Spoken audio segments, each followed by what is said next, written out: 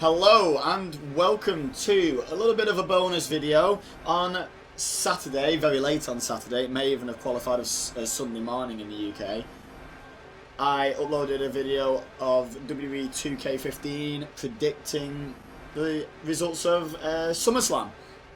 So I gave my own opinions, and obviously the game had winners, and we predicted who was going to win all the matches at SummerSlam. So I must warn you, if you haven't watched SummerSlam yet, you don't want to watch this video yet because it's just full of spoilers. It tells you all the results, and basically it's by way of a bit of a review and just to see who won, because I only actually ran 9 of the 10 matches on WWE 2K15, and out of those 9, me and the game disagreed on 6 of the results. So certainly thought it'd be interesting to see who won the little prediction battle. So without further ado, if you don't want spoilers, you need to be off this video already. If you haven't watched the prediction video, then go back and watch it, and then you'll get to see why I made the predictions. But I'm also going to do, by way of a little bit of a review of the show as well, what I thought watching it live.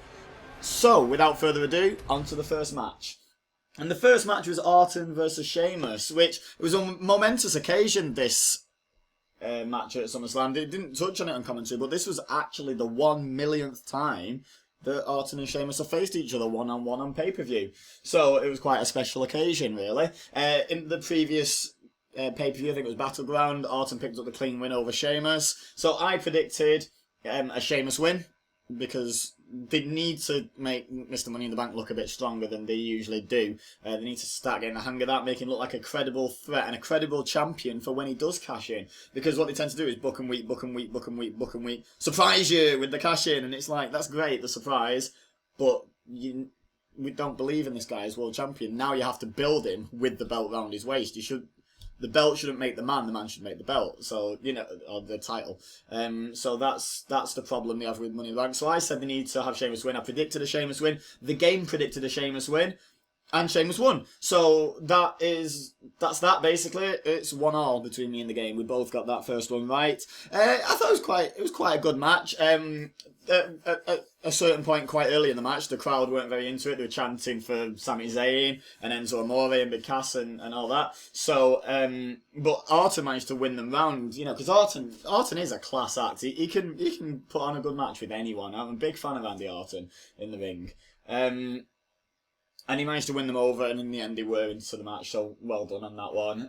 Sheamus, I like Sheamus as well, to be fair. I like him as a heel. I never liked him when he went face. I thought he was a bit bland and a bit too... I used to call him John Cena because he used to crack the corny jokes, and win against all odds and stuff like that. So I wasn't a fan of having another John Cena, because at the time that was when Cena was like unstoppable, and like truly unstoppable, more so than he is now. So I wasn't a fan of that, but he's heel now, so I like him. I like Artem. It was a good match, a good opener, good way to get the crowd involved, even though at first they weren't. And yeah, we are 1-1.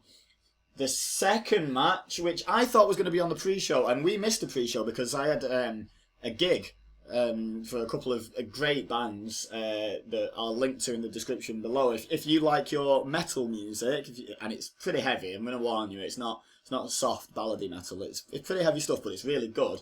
There's a couple of bands I went specifically to see, which was Even When Dead, which have actually featured their song Rain, which is my favourite song by them, on videos on my channel before, but there'll be a link to their Facebook in the description below, and a band called Wars, and they're fantastic. They're actually making big waves. They've been marked down as downloads band to watch for this year. They've been on Scuzz, which is basically a metal music channel, their TV channel, like Kerrang is. And they've also, I think, had a review of their new album or EP or whatever it is in Kerrang, I think. The first 2 are definite, so the third one I might have made up. But anyway, they're really good, so really had a good time. But we got back around about midnight UK time, which was when SummerSlam was kicking off, because it was a special 4-hour. So I missed the pre-show, and I thought I'd missed the tag match, back on topic. But turns out nothing went on the pre-show match-wise, so I don't know what happened on the pre-show, but I don't feel like I missed very much. I predicted the primetime players to retain and just sort of pin... I figured that Los Matadores had no chance, so they were probably there to take the pin, which I was right about, but that doesn't count as a correct prediction, who takes the pin.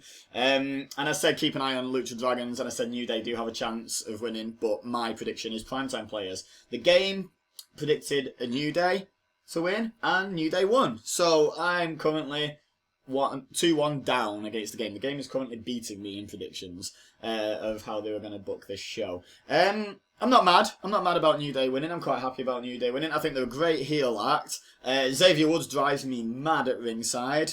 He won't shut up. But that's good because I hate him and he's a heel. So, doing your job right. Well done. Even though I get really irate with him, when I take a step back and think, well, hang on.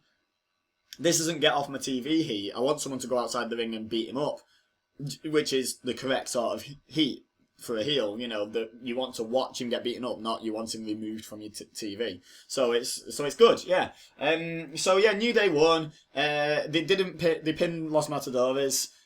So the feud with primetime players can continue. My friend who has a wrestling channel who actually went over to watch SummerSlam live, I was very jealous of that. I'll link him in the description as well, Anwar. He tweeted something about why don't WWE re-sign Shad and JTG for this tag division, and I instantly replied saying, nah, yeah, definitely. I loved Crime Time. Crime Time were good. And fun fact, apparently WWE have just recently copyrighted or trademarked or whatever they do the name Crime Time with the Y's in it. You know, like they used to spell it CRYMETYME. Because Crime Time have been together on the independent scene with I's in the name, so spelled correctly for like Crime Time spelled the right way. Which is interesting that they've trademarked that name. I wonder if there is something in the works of bringing them back. I would love that. I think Crime Time, first of all, were a great tag team. It was a complete waste to split them up. And I also think they'd be a great foil for New Day once this feud with Primetime Players is finished. I think they'd just bolster the tag team division because they're fun to watch, and that's what we want. New Day are fun to watch in a heel way. Crime Time were always fun to watch in a face way. That feud would be fantastic. That would elevate, even though none of them are ever going to be like massive single stars, I don't think, that would elevate the tag division massively, you know. So yeah, definitely do that. But anyway, back to the results. I got it wrong, the game got it right. It's 2-1 to the game. Next match, Rusev Ziggler. I predicted Rusev by tap out. The game predicted Rusev by pin. Literally no one predicted a count out draw. If anyone can send me proof that someone predicted that, as in proof that they tweeted it or did something, some sort of proof that they called that result before the match went on air, before SummerSlam started, I will eat my Russian hat. And I do have a Russian hat that I got from Russia. So there's no way anyone predicted that. It's a way of keeping the feud going. I'm not sure I'm a massive fan of it. I'd have preferred some sort of unclean win for Rusev, leading to sort of Ziggler saying, you know, doing the usual face thing, oh, you know, that wasn't a clean win, you know, and just carrying on attacking him basically. I think they're probably leading towards some sort of mixed tag match, if I'm honest, which seems to be the way they're going, because the women are so involved. If anything, the women involved, Lana and Summer Rae, are kind of overshadowing it a little bit at the moment. So they definitely need to have a match where they're all involved, I think. Or maybe some sort of split up match where the losing side has to split, you know, and go their separate ways, and that's a good way of ending the sort of forced together relationships that they've got at the moment, because Rusev and Summer Rae don't really fit together. Ziggler and Lana have minimal chemistry, really, considering how much they're trying to force it. So I'd like to see all that split up when this feud's over, so maybe they'll go that way. Anyway, so it's still 2-1 because we both got that wrong. Me and the game both got that wrong. Neither of us predicted a count-out draw, funnily enough. And the reason no one predicted that, just in case anyone's wondering, is because it was incorrect booking. It was just daft. There was no need to finish it like that. It was a bit underwhelming. I thought, when they did that spot, I thought Ziggler was just going to crawl in and that was how they were going to keep the feud going, was by having Ziggler win by count-out, which isn't a decisive win. No feud ever finishes on a count-out win. So that would have been a way of finishing it as well. That would have been more acceptable than a double count-out. Do you see, just that 1 second's difference changed whether it was a good finish to the match or not. Anyway, next up was the Intercontinental Championship match. A triple threat. I predicted Ryback with a potential chance for The Miz to steal, and at a couple of points in the match I genuinely thought The Miz was going to steal it, and I said in my predictions video I wouldn't even be mad about that.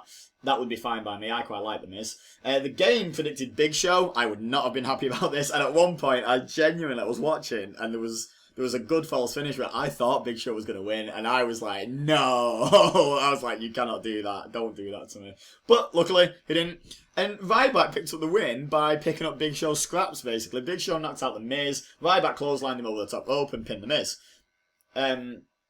So it was interesting how that's usually a heel move in a triple threat match. When Punk did it against Cena and Big Show, I think it was like Survivor Series in 2012, I want to say. Something around there. Yeah, it must have been 2012. That was a real heel move. When Miz tried to do it earlier in this match, it was a heel move.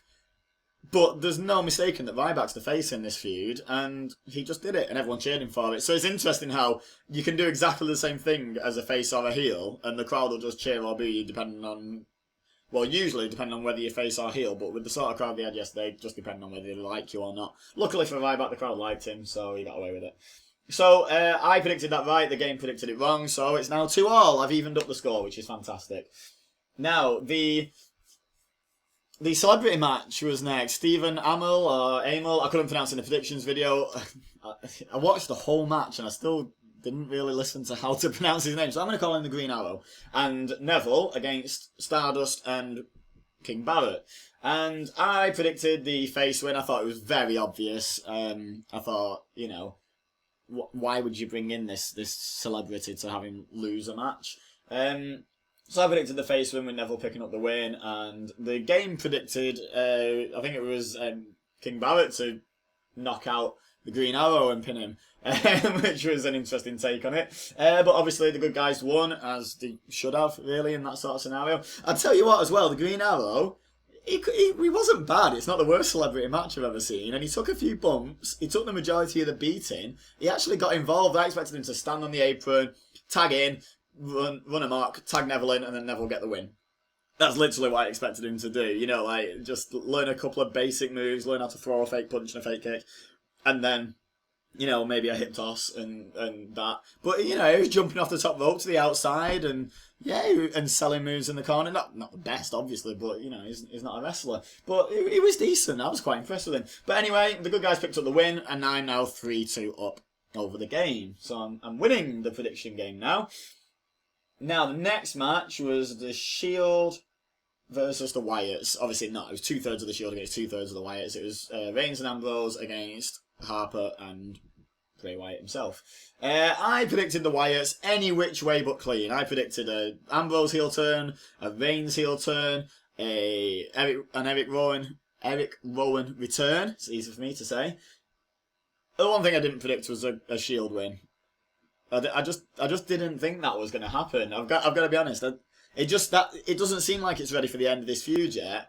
So unless they do some sort of continuation on Raw, which incidentally, I'm recording this on Monday early afternoon over here. So Raw hasn't been on yet, so I probably won't get to upload this until tomorrow. So you'll probably see this on Tuesday. So I don't know what's happened on Raw yet. That's why my predictions don't include anything, or my review doesn't involve anything going forward. I'm literally having to judge it just off what's happened at SummerSlam, not how they followed it up on Raw. Because Raw could be phenomenal and answer all my questions and all my complaints about this show. Which, there are a few complaints, but overall I enjoyed the show, just to clarify.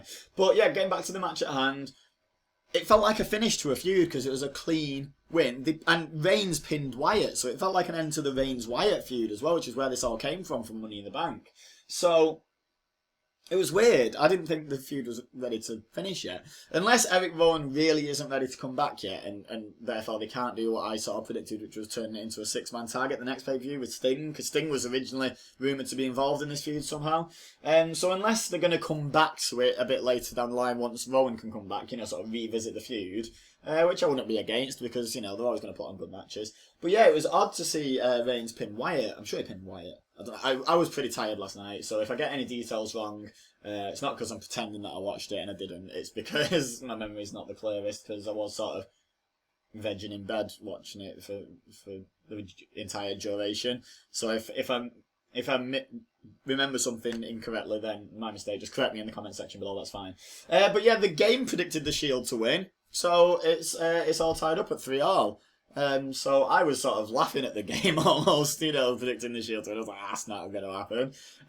You know, I was even mocking it on Twitter. I was like, so, you know, who's turning or who's returning tonight. I wasn't sort of saying who's winning this match on Twitter when I was live tweeting it. I was just sort of saying, well, it's a foregone conclusion, but how are the Wyatts going to win? And no.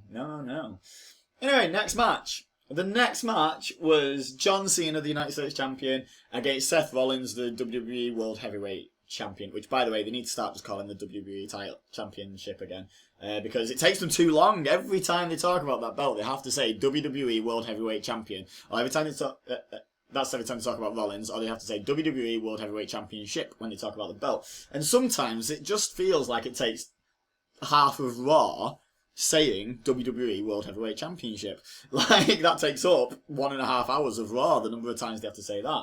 So, they need to call it a WWE title. But anyway, it was the title. It wasn't a unification match. They didn't say beforehand that they were going to get rid of the US title, like, by merging it into the WWE title. But, it was like the winner-takes-all kind of match. And it was fantastic for the vast majority of the match. Cena...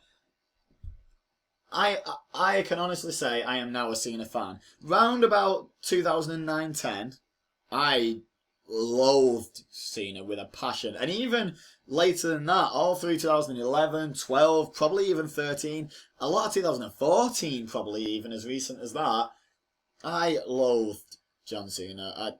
It was his gimmick, his character was so untouchable. And to an extent, he still is a bit untouchable, but, you know, he's lost a few clean recently, including last year. So maybe last year I didn't hate him as much. But I've been watching on the network recently, just on a little aside, some stuff from 2009-10. And there was an I Quit match with him and Randy Orton. And that was when Randy Orton was really sadistic. When he was the Viper. And he was properly the Viper, not just be calling that. He was sick in the head, and he was fantastic at it. And he had him handcuffed, and he was beating him with kendo sticks and stuff. And John Cena just wouldn't say I quit. And I was like, if this is the time to put someone over, you put Orton over as the baddest heel who's ever existed. If he can make Cena say I quit, but no, Super Cena cannot say I quit, and it started to grate at me a bit, the whole Cena just can't be beat clean kind of routine that they had going. But anyway, now in 2015, I like John Cena. He puts on good matches at every pay-per-view and at a lot of the Raws. The United States Championship Open Challenge matches have been decent. Right from the first one that I saw live in the arena the night after WrestleMania against Dean Ambrose was a great match, and they've all been good matches. He is a good wrestler. It's just they didn't used to allow him to wrestle. They used to say, yeah, take a beat down, do your little 5 moves of doom and pin him or make him tap out. And that was it. But now they're allowing him to have a bit more of a match with people. He's a really good wrestler. And Seth Rollins, I think, is just the best thing in WWE at the moment, maybe with the exception of Lesnar. Seth Rollins is just phenomenal. He deserves to be world champion. He's just... I know he's not winning all his matches clean, but his matches are just top notch. Now, I predicted Rollins, and I wasn't confident in my prediction. I didn't have much faith in WWE, if I'm honest, because, never bet against Cena. Cena wins, lol, and all that. The game predicted Cena, obviously, because you don't bet against John Cena. And I was sort of saying maybe Triple H gets involved, because Cena mentioned Ric Flair's 16 world titles and the fact that he would tie up with Ric Flair, and that would be the bane. It wouldn't be the bane, but it'd be horrible for Triple H because Ric Flair was his mentor and yada yada yada. And I thought actually maybe Triple H is going to get involved or get someone to get involved, and then Rollins can win uncleanly, which is what happened. Except it wasn't Triple H; it was Jon Stewart. Jon Stewart, who's been having a little feud over the internet and over various TV shows with Seth Rollins, came out and helped Seth Rollins in the most obvious way possible. He came out with a chair. He stood between Seth Rollins and John Cena for about 3 hours and just stared at John Cena, and then sort of looked at Seth Rollins and looked at Cena and was like, it's obvious who he's going to hit. He's supposed to stare at Rollins and eye him up and be ready to swing the chair, and then just turn around and blind shot Cena. That's how you do a swerve. So it was a bad swerve that made no sense. It was a badly executed swerve that made no sense. So the ending of that match was rubbish. The rest of the match was phenomenal. And a Triple H interference or a wrestler interference, even if J&J came back and distracted Cena, or it wouldn't have mattered what happened as long as it wasn't Jon Stewart interfering and hitting Cena with a chair. It would not have mattered. Incidentally, as soon as the referee went down, I knew Rollins had won and I was well chuffed because I was like, yeah, there's only one reason this is happening. So I was chuffed to bits. But I predicted Rollins, the game predicted Cena. I go up 4-3. I'm 4-3 up with only 2 matches left to go. And incidentally, one of them we disagree. And one of them we agreed. So basically there's 1 match left to go that matters for the predictions game. And that match wasn't quite next, because what came next, and I'm only going to cover this quickly, was the Divas match. Now, I had an issue with actually getting the Divas match to happen on WWE 2K15. So the game didn't make a prediction. So I'm not going to count my prediction in my score. But I did get it right. I got the right team. I said Charlotte was going to win because just don't bet against a woman who looks like that. I would not fight Charlotte. If you've seen her arm, she's massive. Becky Lynch picked up the win, so I got the right team, but I was very adamant that Charlotte was getting the win, so it was kind of like if I was giving myself a point, I'd have given myself half a point for that one, because I was sort of right, but I was adamant that Charlotte was winning that, and that she was the next big kind of thing. Which she might still be, but I thought she'd pick up the win in this match, but she didn't. Becky Lynch did, but her team still won. But, as I said, I'm not counting that because it wouldn't be fair, because the game didn't get to make a prediction on that match. So we're going to ignore that. Now, the next match that does matter was Owens-Cesaro. Kevin Owens versus Cesaro, which was one of the matches I was looking forward to the most because I'm a big fan of Owens, big fan of Cesaro. I predicted Cesaro. I don't want anyone to misinterpret that as me not having wanted Owens to win. I would have preferred an Owens win. I just didn't believe they were going to do it. I thought Cesaro had a bit more momentum, which obviously WWE swerve booking in that. If someone has momentum going into pay-per-view, they normally lose. But I just thought, just in general, the way they're being booked, not just in terms of wins and losses on matches and stuff like that, they just seem to see a bit more in Cesaro at the moment. But I was wrong. And I'm glad I was wrong. I'm not, because the game was right. The game predicted that Owens would win, and Owens did win. So I'm not glad about that. But what I am glad about is that Kevin Owens picked up another pay-per-view and won his debut on SummerSlam. I'm a big Kevin Owens fan. Cesaro will find this easier to bounce back because he's a face, so he can just bounce back, basically. The crowd will still cheer him. Too many clean losses starts to ruin heels, though. That's why, when you look at WWE, they don't have that many really, really strong heels. Because they always lose to the faces, so they don't come across as strong. So you end up with a load of main event faces and mid-card heels. And that's, or heels that are in the main event, but you just see as mid-carders and don't believe deserve to be in the main event. So one of the main criticisms of Rollins is you see it all over the internet that he doesn't deserve to be champion because he doesn't win any of his matches. He's not a credible champion. His reign will be forgotten. Yada, yada, yada. It's because they never give him clean wins. I consider his win over Ambrose in the ladder match. That was clean. It was close. It was designed to make Ambrose still look strong. But it was a clean win. He did it on his own, and he did it within the rules of the match. So to me, that was, and he did dominate a lot of the match. So he looked good in that match. But the rest of his reign has been very iffy, to say the least. He loses non-title matches all the time. But anyway, we're not talking about Rollins anymore. We're talking about Owens, and Owens was in danger of going the same way because of the. He got the clean win over Cena, which is a huge deal. Less people have beaten Cena clean since he won his first WWE title than have won the Royal Rumble. It's an exclusive club, that clean win over Cena club. But then, obviously, Cena wins lol, and he won the next 2 matches just to make sure everybody knows that John Cena's better than Kevin Owens. Because that's what has to happen, isn't it? But after the risk of Owens starting to crumble and look weak, and he lost his title and lost a rematch for his title on the NXT show the night before, which, by the way, was phenomenal. That show was brilliant. I really enjoyed that NXT show. It was on Saturday night. But yeah, there was a real risk of Owens looking weak, and he got the clean win. So now he's got a bit of momentum back, and Cesaro will have momentum back probably as of Raw, so no one really got hurt by this, so that's good. But it does tie the score up at 4-all, and the main event, Undertaker Lesnar, I predicted the Lesnar win, And the game predicted a Lesnar win. So that's it, basically. We drew 4-4. So, anticlimax. It's like the Ziggler-Rusev match. Who'd book this? Who'd have a draw? So the result was 4-4. Now, the Lesnar-Undertaker match was great. It was. Undertaker looked good in the match. You know, nothing like how he looked on WrestleMania 30 fighting Lesnar. You know, I was there live, and yeah, it was a bit... Yeah, the only significant thing about the match was the result. You know, it was a bit...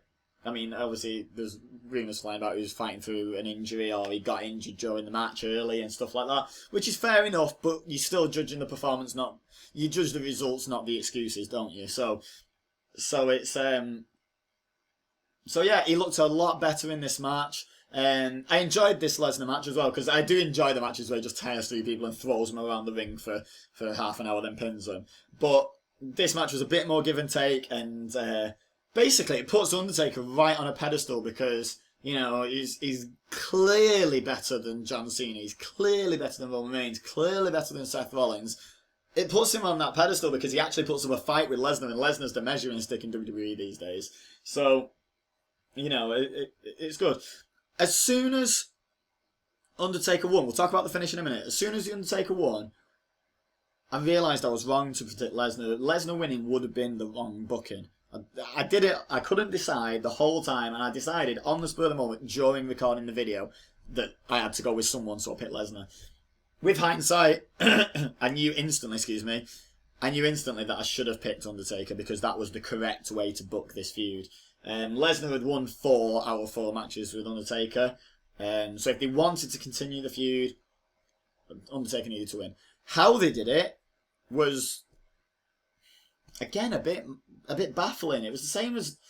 I had the same sort of expression on my face, I'm sure, and the same sort of thoughts going through my head as I did at the end of the Cena Rollins match of why have they done it that way?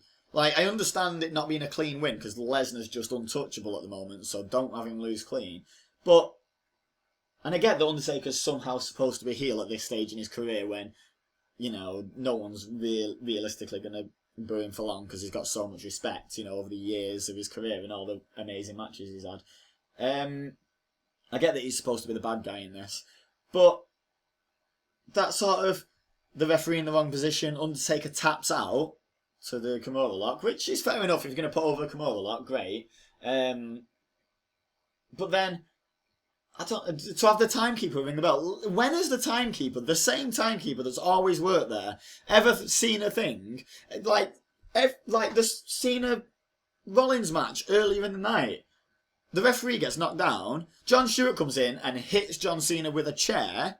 So why didn't the timekeeper ring the bell on that match and say, well, hang on, I've just seen that, and Cena wins by DQ.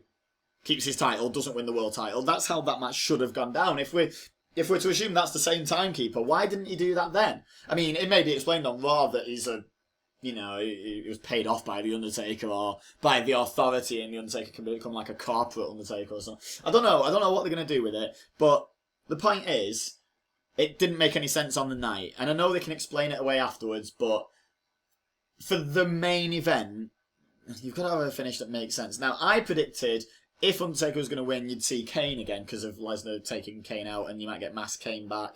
And that could make Undertaker heel because he needed interference to beat Lesnar. Make a feud going forward between Lesnar and Kane. And the thing is as well, I said maybe going into Night of Champions, but the thing I thought of after recording the video was Kane and Undertaker could have beaten down Lesnar so bad after the match, say, that he had an excuse to be off TV for a bit, and he could have faced Kane at like the Royal Rumble, ready for his redemption against Undertaker at WrestleMania. Something like that. You know, it could have worked. But they didn't do that. They did some weird finish where the feud going forward seems to be Charles Robinson versus the timekeeper. You know, it just beggars belief. I don't understand WWE. If anyone from WWE is watching this, that is my feeling on SummerSlam. Is I don't understand why you had to ruin a good show with essentially bad booking. Quite a few of the matches were booked badly. With no sort of bitterness about getting results wrong, I feel like Rusev Ziggler was booked wrong. I feel like the Shield Wyatts was booked wrong. I feel like Cena Rollins was booked wrong, even though I got that one right. and I feel like Lesnar Taker was booked wrong. So that's 4 matches out of the 10. And let's look at the matches. There was the Shield, where Roman Reigns main evented WrestleMania. Bray Wyatt fought The Undertaker at WrestleMania. So that's basically a main event feud. Dean Ambrose has been main eventing the pay-per-view since WrestleMania against Seth Rollins quite a lot. So it's a main event caliber feud. Yeah, it was in the mid-card, but these guys we're supposed to look at as main eventers because of how they've been booked over the last year. So that was quite a significant match. Cena Rollins was for 2 championships, one of which was the WWE World Heavyweight Championship. So that was a main event match. Taker Lesnar finished the show and was the main event match. And Rusev Ziggler, yeah, that's a mid-card match. But Rusev just came off a 1-year undefeated streak that he lost to Cena at WrestleMania. So he's not exactly a nobody. And, you know, Ziggler's a former world champion. So it's not like nobody's being booked badly. These were probably the most important matches on the card that got booked wrong. So, yeah. I don't understand, is my conclusion with SummerSlam. I don't understand. If you have any sort of insight into why you think any of those match results, not the results, the booking of the ending of the match, why they made sense, then please feel free to let me know in the comment section down below. If you enjoyed SummerSlam, if you enjoyed this video, if you enjoyed my prediction video, if you want to see more WWE content on my channel, make sure you smash that like button. I have a goal on my channel at the moment to hit 24 likes on a video. So let's make it this one. Let's make it this one. It's a different style of video. I am a gaming channel, but this is just chatting about wrestling. So if you like that, then I can work more of this in. Maybe sort of just on a once-a-month basis to, you know, to predict and then review pay-per-views, something like that. We could even do something with WWE 2K15 once a bit of time comes up in the schedule where I can fit it in. You know, 2K16 is coming out soon, isn't it? So I could do something with that. So show the support for the WWE content by hitting that like button. Let's try and get to 24. Don't forget to comment with what you thought of the show. Let's get the interactivity going on the channel. Don't forget to like me on Facebook. Don't forget to subscribe if you're new. Don't forget to go and donate to my Brave the Shave. It's coming up on Saturday. So please get those donations in now. The links to Facebook and Brave the Shave are in the description below. The links to the bands I mentioned before, even when Dead and Wars. The link to Anwar, his YouTube channel, who does wrestling stuff. So if you like wrestling stuff, don't just show support here. Go over to his channel and watch some of his videos. Like them. Tell him I sent you. And don't forget to share this video with your friends so we can hit that like goal as well. Now, that is all I have to say about WWE SummerSlam 2015. So, thank you very much for watching. I've been Ibeza, you've been amazing, and I will see you next time. I think nothing was solved here, and I love it.